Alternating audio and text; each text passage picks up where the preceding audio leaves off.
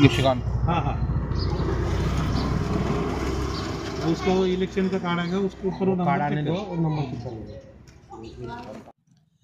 जळगाव शहर महानगरपालिकेची प्रारूप मतदार यादी ज्या दिवसापासून जाहीर झाली, तसेच त्यानंतर यावर हरकत घ्यायची तारीख देण्यात आलेली होती, त्याप्रमाणे आपण जवळपास पर्सनल हरकती ह्या जवळपास 2000 ते 2500च्या घरात आपण त्या ठिकाणी दाखल केल्या।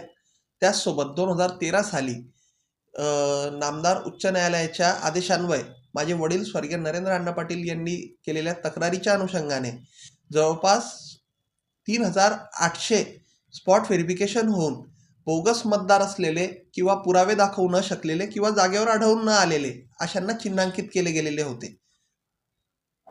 याबाबत देखील आपण त्याचा आधार घेत ते चिन्ह निघाले म्हणून आयुक्त असतील, उपायुक्त असतील निवडणूक यांच्या निदर्शनास ही वेळोवेळी गोष्ट आणून दिली की हे चिन्ह निघालेले आहे, हे चुकीच्या पद्धतीने निघालेले आहे, यांची कुठलेही यावेळी व्हेरिफिकेशन झालेलं नाही।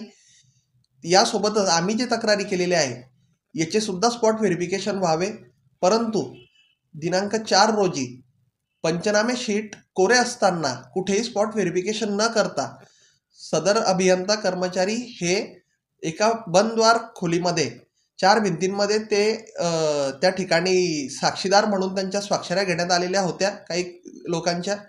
याबाबत आपण तक्रार देखील केलेली होती आणि आयुक्त उपायुक्त असतील यांना वेळोवेळी आपण लक्षात आणून दिल्यावर सुद्धा हे या प्रकरणात कोणतीही कारवाई करत नव्हते, म्हणून आपण न्यायालयात दाद मागितलेली आहे आणि नामदार उच्च न्यायालयामध्ये आपण यांच्या राज्य निवडणूक आयोग असेल, आयुक्त असतील, उपायुक्त असतील यांच्या विरोधात आपण रिट पिटिशन दाखल केलेलं आहे।